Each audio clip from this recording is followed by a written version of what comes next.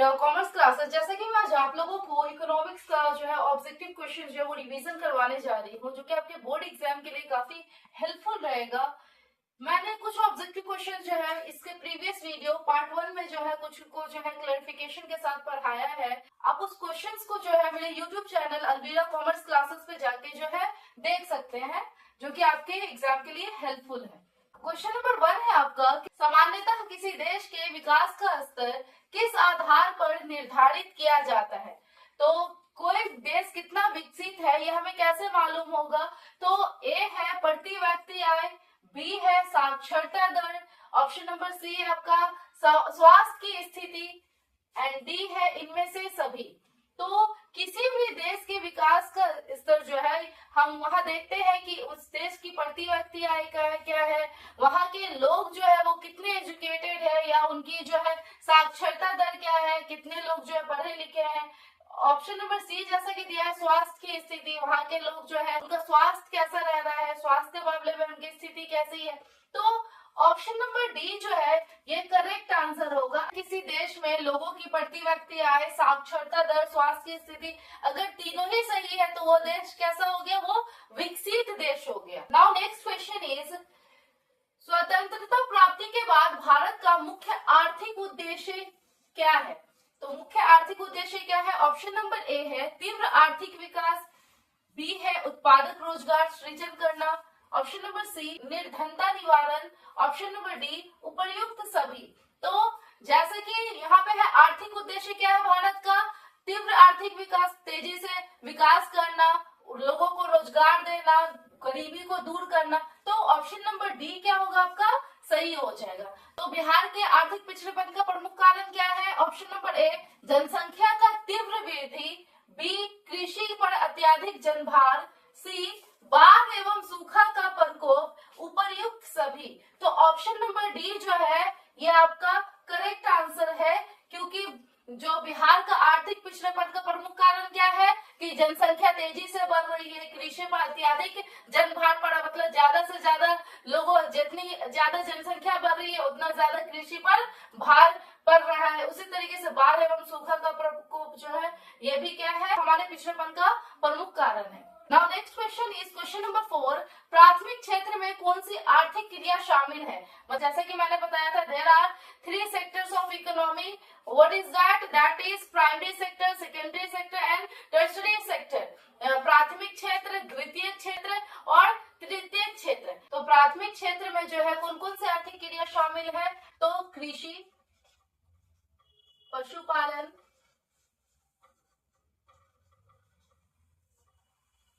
वानिकी, मत्स्य पालन और खनन। ये जो है ये प्राथमिक क्षेत्र की आर्थिक क्रिया में शामिल है। तो ऑप्शन क्या है आपका, ए कृषि, बी खनन, सी पशुपालन, डी इनमें से सभी। तो ऑप्शन नंबर डी क्या होगा, ये सभी जो है किसमें, प्राथमिक क्षेत्र की आर्थिक क्रिया में शामिल है। अब आते हैं हम नेक्स्ट क्वेश्चन, जो कि है निम्न में कौन सा देश विकसित अर्थव्यवस्था का उदाहरण है। तो विकसित अर्थव्यवस्था किसको कहते हैं, जिस देश की शिक्षा का साक्षरता दर, प्रति व्यक्ति आय, स्वास्थ्य की स्थिति सही होती है, उस देश को हम क्या कहते हैं, उस देश को हम विकसित देश कहते हैं। विकसित देश कौन कौन सा है, अमेरिका हो गया, फ्रांस हो गया, फ्रांस, जर्मनी, जापान। ये जो देश है इस देश को हम क्या विकसित देश की श्रेणी में रखते हैं। नाउ नेक्स्ट क्वेश्चन इज, आर्थिक समृद्धि का संबंध है। तो आर्थिक समृद्धि क्या होता है, तो किसी अर्थव्यवस्था में किसी समय अवधि में होने वाली वास्तविक आय में वृद्धि को हम क्या कहते हैं, आर्थिक समृद्धि कहते हैं। मीन्स क्या, मान लीजिए कि मैंने 5 रुपए जो है एक पेन बनाने में क्या किया, इन्वेस्ट किया। कितने रुपए, 5 रुपए इन्वेस्ट किया, और उस पेन के बन जाने के बाद मैंने जो है उसको कितने 10 रुपए में बेच दिया। तो मेरे वास्तविक आय में कितना वृद्धि हुआ, 5 रुपए वृद्धि हुआ। तो इसी को हम क्या कहते हैं, आर्थिक समृद्धि कहते हैं।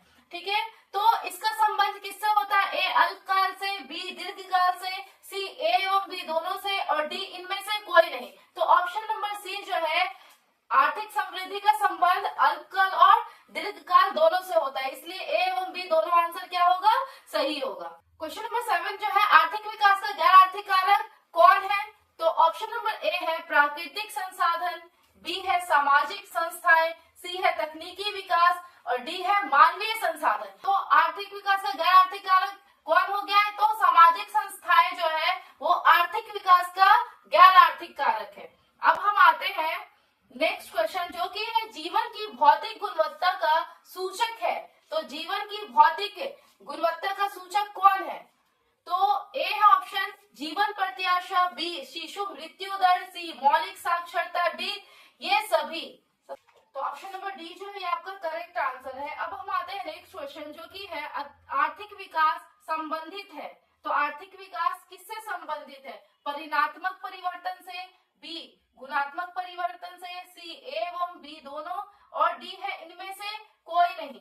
ऑप्शन नंबर सी जो है इसका करेक्ट आंसर है। नाउ नेक्स्ट क्वेश्चन इज, एक समाजवादी अर्थव्यवस्था में सर्वाधिक बल किस पर दिया जाता है? तो सर्वाधिक बल किस पे दिया जाता है? ऑप्शन नंबर ए आर्थिक स्वतंत्रता, बी उत्पाद कुशलता, सी अधिकतम लाभ अर्जन, डी लोक कल्याण।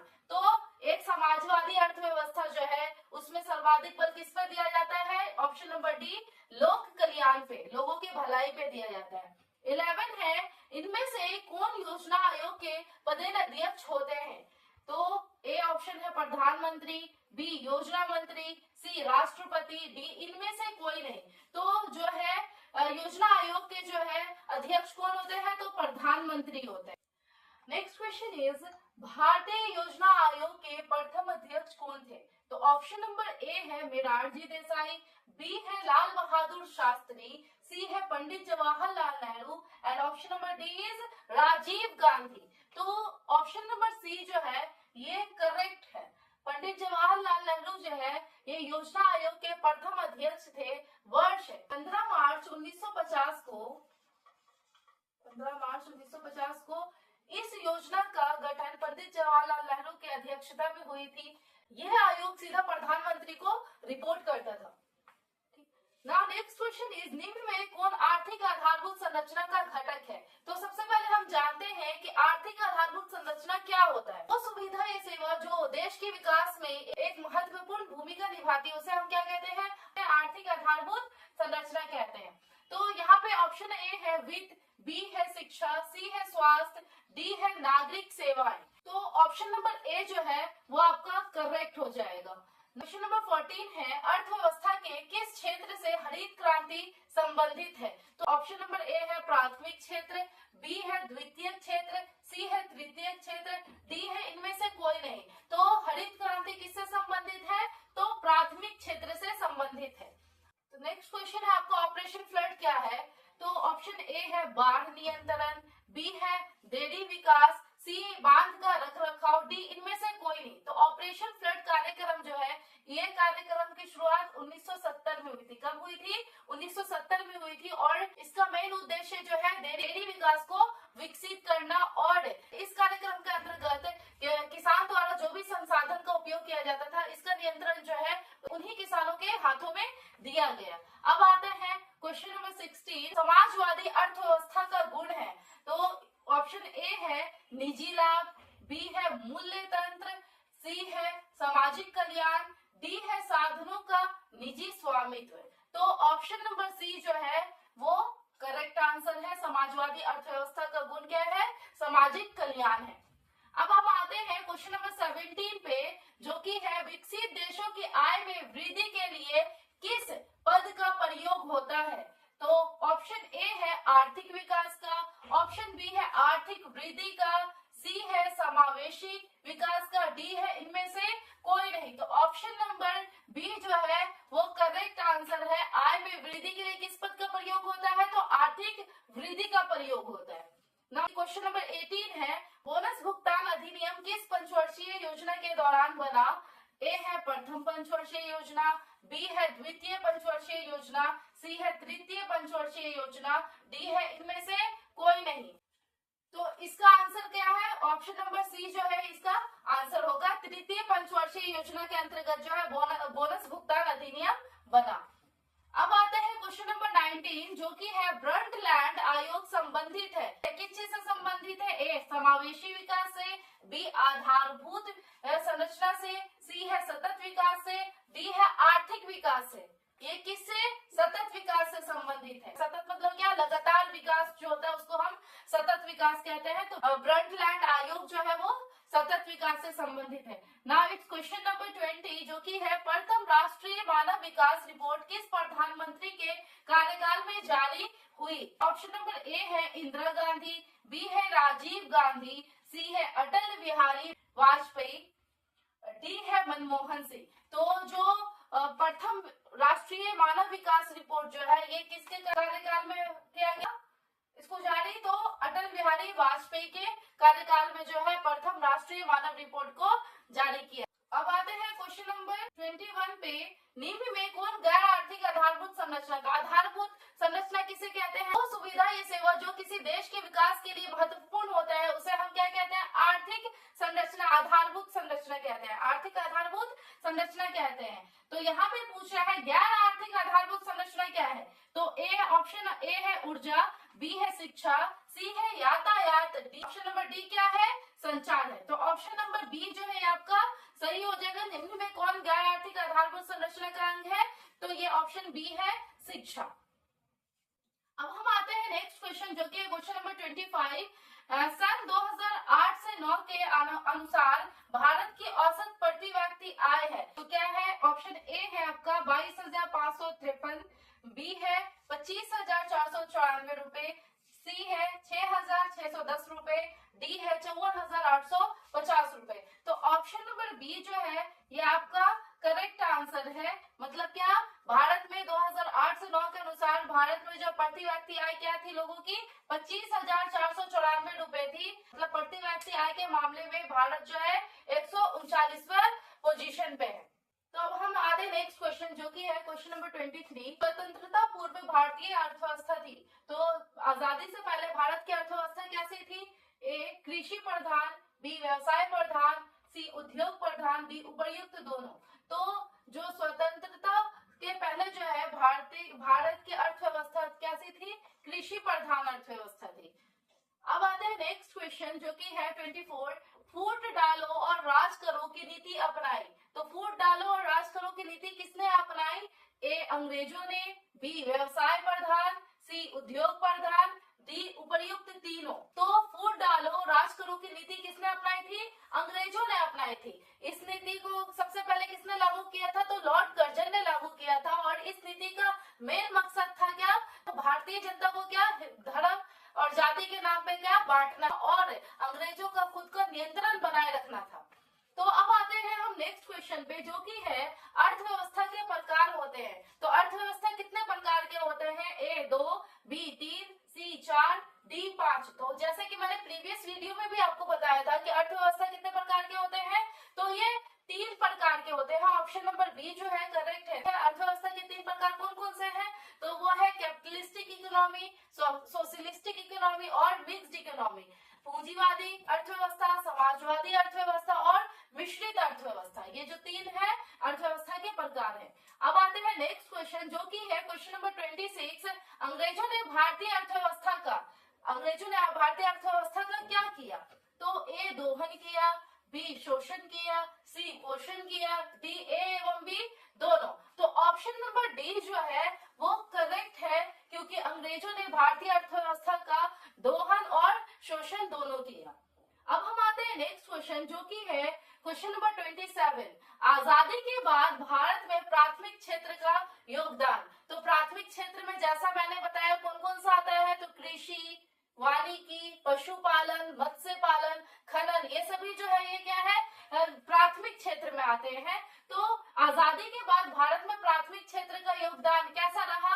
ए बढ़ता गया, बी घटता गया, सी स्थिर है, डी ए एवं सी दोनों। तो क्या हुआ? आजादी के बाद भारत में प्राथमिक क्षेत्र का योगदान घटता गया। Now next question is question number 28 that is Bihar के किस जिले का प्रति व्यक्ति आय सर्वाधिक है? मतलब किस जिले का प्रति व्यक्ति आय सबसे ज्यादा है? ए पटना, बी गया, सी शिवहर, डी नालंदा। तो इन चारों में कौन सा ऑप्शन जो है वो सही है? ऑप्शन ए पटना जो है क्या है? पटना का प्रति व्यक्ति आय 30,441 है। और वहीं पे शिवहर जो है, शिवहर का प्रति व्यक्ति आय क्या है? बिहार में शिवहर का प्रति व्यक्ति आय सबसे कम है। है तो शिवहर का प्रति व्यक्ति आय कितना है 18,980 जो है ये शिवहर का प्रति व्यक्ति आय। अब हम आते हैं नेक्स्ट क्वेश्चन जो कि है 29 नंबर। आर्थिक एवं मौद्रिक विकास एक दूसरे के हैं। ऑप्शन ए पूरक, बी प्रतिरोधी, व्युत्क्रमानुपाती, डी समानुपाती। आर्थिक एवं मौद्रिक विकास जो है एक दूसरे के क्या है पूरक। ऑप्शन ए सही है। क्वेश्चन नंबर 30 साहित्य की दृष्टि से विकास और वृद्धि में क्या है तो साहित्य की दृष्टि से विकास और वृद्धि में क्या है ए अंतर है, बी कोई अंतर नहीं है, सी कभी अंतर भी है और नहीं भी, डी इनमें से कोई नहीं। तो विकास और वृद्धि में क्या है कोई अंतर नहीं है। अब हम आते हैं क्वेश्चन नंबर 31 पे जो कि है आय एक पारिश्रमिक है जिसे कोई अपने कार्य के बदले पाता है। मतलब क्या अगर हमारे यहाँ कोई मजदूरी करता है इसके बदले हम उसे कुछ पैसे देते हैं इसीलिए हम क्या कहते हैं पारिश्रमिक कहते हैं। मतलब क्या किसी मजदूर को उसका मजदूरी देना क्या है वो पारिश्रमिक कहलाता है। तो है आय एक पारिश्रमिक है जिसे कोई अपने कार्य के बदले पाता है। कैसे कार्य के बदले पाता है ए मानसिक, बी शारीरिक, सी बौद्धिक, डी उपर्युक्त तीनों। तो ये जो तीन कार्य हैं मानसिक, शारीरिक, बौद्धिक इन तीनों के बदले ही हम क्या पाते हैं पारिश्रमिक पाते हैं। तो ऑप्शन डी जो है ये सही है। अब हम आते हैं नेक्स्ट क्वेश्चन जो कि है श्रम का पारिश्रमिक है मजदूर का मजदूरी क्या कहलाता है। तो ए ब्याज, बी लगान, सी लाभ, डी मजदूरी। तो जो श्रम का पारिश्रमिक है मजदूरों को क्या दिया जाता है तो उसे मजदूरी दिया जाता है। अब हम आते हैं नेक्स्ट क्वेश्चन जो कि है पूंजी का पारिश्रमिक है। अब पूंजी का पारिश्रमिक क्या है ए लाभ, बी हानि, सी ब्याज, डी वेतन। तो पूंजी का पारिश्रमिक क्या है ब्याज होता है। अब यहाँ पे एक और क्वेश्चन है जो कि है भूमि का पारिश्रमिक है। तो भूमि का पारिश्रमिक क्या है ए लगान, बी ब्याज, सी हानि, डी वेतन। तो भूमि का पारिश्रमिक क्या है लगान है। तो श्रम का पारिश्रमिक क्या हो गया मजदूरी हो गया, पूंजी का पारिश्रमिक क्या हो गया ब्याज हो गया और भूमि का पारिश्रमिक क्या हो गया लगान हो गया। Students hope you like this video. Thank you.